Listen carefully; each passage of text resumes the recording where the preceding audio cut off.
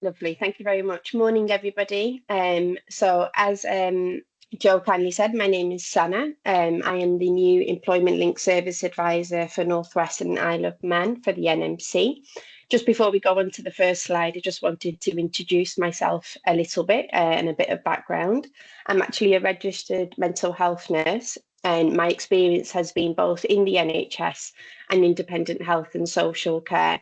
And the reason why I joined the NMC was that I was really keen to dispel some of the myths around the NMC and really passionate about raising the awareness that the NMC has to offer in terms of all its core functions. Unfortunately, one of the myths that is quite commonly known is that the NMC is just around taking away your PIN. Now, regulation is a part of the NMC's role, but it's also involved in maintaining the register, providing support and guidance to resources to professionals and the public to help with professional issues that you might encounter.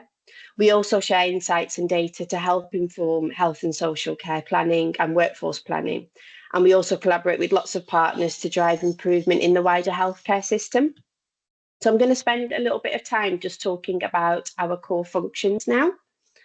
Oh, just mind me, my headset's popping out there. Sorry about that. So in terms of the NMC, the majority of people do know us around the fitness to practice function that we have. And whilst that's important, there are other core functions that are just as important as well. So obviously we maintain the professional register to ensure that all nurses are legally recognised to work as a nurse in the UK. And we also offer guidance when you are a student to becoming a registered nurse and to try and help provide advice and guidance around that. The links that I will be providing in this presentation you can access after to our website. Nextly, obviously, the code, which outlines the standards for safe, effective and kind care. This is going to be your foundation for your decision making and accountability in practice. In terms of education, we approve and quality assure the programmes of nursing and midwifery education in England and the UK. And then obviously in terms of revalidation, we provide some really clear tools and resources to help you meet your revalidation requirements when that time occurs. You may or may not know that's every 3 years. And this is to encourage ongoing reflection, learning and feedback from day one, showing that adherence to the code. In terms of guidance and resources, I have put some links further down the slides, but in terms of practical guidance we can provide to yourselves becoming newly qualified nurses, there's lots of really practical guidance available on the website. So things like if you want to raise concerns, the use of social media and how that can help you in terms of making those decisions when you become qualified as a nurse, professional boundaries and ethical dilemmas. So a little bit about the Employer Link service. So we are the NMC's UK-wide outreach service. We collaborate with professionals, employers and partners across all 4 countries to focus on preventative regulation. So we're trying to promote safe, inclusive workplace cultures, look at sharing insights to inform policy and trying to empower the local resolution of concerns. The way that we actually do this is we provide lots of clear guidance, practical tools, and try and mainly support employers of NMC registrants. So we're trying to ensure that any decisions of referrals into the fitness practice process are accurate and of good quality. We have dedicated regulation advisors who work in each NHS region and each of the devolved nations across the UK. And their primary focus so far has been to work with NHS trusts and the system structures to sort of support safety, quality and risk. However, the NMC has been clear about its ambition to engage more broadly with health and social care providers, and that ambition is being realised through the expansion of our team and in the introduction of a role like myself. So the sort of employment link service is now expanded to include 7 new employment link service advisors who are going to be working specifically with independent health and social care providers and stakeholders. In terms of what we will be doing and our focus on the independent health and social care sector is that we're trying to raise awareness amongst those employers about what our core role and functions are, the range of tools and resources that are available to support not only yourself as registrants, but also employers, and trying to provide opportunities for the voice of health and social care to be heard in our core work streams.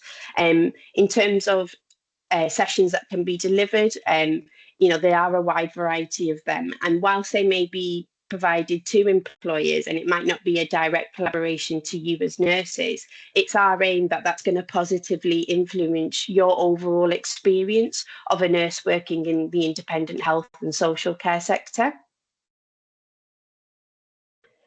So this is just some of the sessions that can be provided through to providers. I won't go through all of them just in the interest of time, but you can see there's quite a big variety there in terms of record keeping, welcome to the UK for any internationally educated nurses, professional behaviours as well. So there's lots of resources and guidance that we can provide to help employers to support nurses. Again, this is to ensure that the registrants receive the same high level of support no matter where their place of work is. So this is not just about offering that to the NHS, it's also widening that landscape. So here are just some updates in regards to the NMC. We have had some issues and our performance has fallen short of expectations. Now we have taken on new management, which have taken a whole host of actions to try and put things right. In September 2024, we've introduced a new safeguarding hub and all new fitness to practice referrals are now reviewed so that any safeguarding risks are identified straight away and that support can be put in place for any professionals where there's wellbeing concerns. In January 25 of this year, we appointed Paul Rees, who was at the time our interim chief exec. He has now become permanent and he has a clear focus on turning around culture and performance. We also appointed a new chair of council, which is Ron Barclay-Smith. And then we've also had 3 further appointments to the executive board, including the director of people and culture, the director of communications and director of strategy and insight. And that's all part of trying to make sure what we are doing is that we're working towards the same goal to ensure that everyone receives safe, kind and effective care.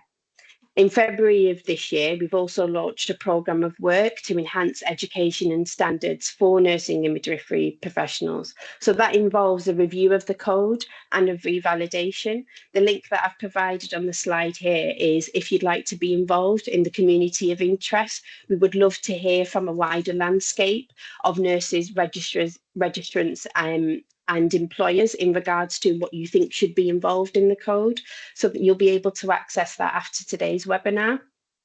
And the reason why we're reviewing it is making sure that our work on education and standards meets the needs of a modern workforce and it's fit for the future and protects the public. In terms of internally, the NMC has launched the Culture Transformation Plan, which is about ensuring that the NMC has a positive, empowering and inclusive culture for not just for colleagues, but also anyone who's involved in our regulatory processes. We've also set new ambitious targets for equality and diversity to make sure there's no bias in our regulatory process and make sure there's fairness in every part of the stage of fitness to practice. We've also signed up to the Unison Anti-Racism Charter as well. Now, in terms of some of those things that we've put in place, that we are actually seeing some gradual improvements in fitness to practice, particularly around the timeliness of case management. We know that previously this has been too long. So the FTP plan, which was launched in April of last year, has really tried to make sure that decisions that are made are swift, safe and proportionate. In recent months, there's been a record number of decisions at screening, which is the initial assessment of fitness to practice. And this was 809 in May alone. And this follows a previous record of 806 in March. So there has been an increase around 92% since March last year. Just as in terms of social care, the NMC has actually endorsed the new social care placement strategy for nursing students by Skills for Care. And again, this is showing that the importance the NMC is placing on independent health and social care. On this next slide, I've provided some really useful tools for yourselves as newly qualified registrants, how you can access support from the NMC. So the applying the code and standards in day-to-day practice is a really useful tool, looking at how to look at that code in reality. So the guidance that I mentioned earlier in terms of social media usage, professional behaviours, and looking at sort of reflecting on your practice as well when it comes to that point of revalidation, because believe you me, it comes around a lot sooner than you think. And then also some key principles for preceptorship as well, if you wanted to have a look at that. And then finally, our keeping in touch slide. We do have newsletters for a whole host of different kinds of audiences. So we have them for employers, we have them for students and nurses. So if you click onto that newsletter link, once you've received these slides, you can sign up to the newsletters, which will provide you with lots of useful updates and things that are going on in the NMC that may be applicable to you. So sorry for that whistle stop tour. I'm just conscious of time and making sure that we can hear all speakers. And thank you so much to all the facilitators for today's webinar. Thank you, Sana. That was really interesting and informative. And just to reiterate what you've just said, we are going to circulate. So we've got contact details, obviously, for you from signing up. So we are going to circulate the slides. So all of those links and so on that the presenters have described and talked through will be shared with you. So don't worry about having to scribble. I should have said at the beginning, don't worry about having to scribble down addresses and so on. We'll send those with the links. Thanks, Sana.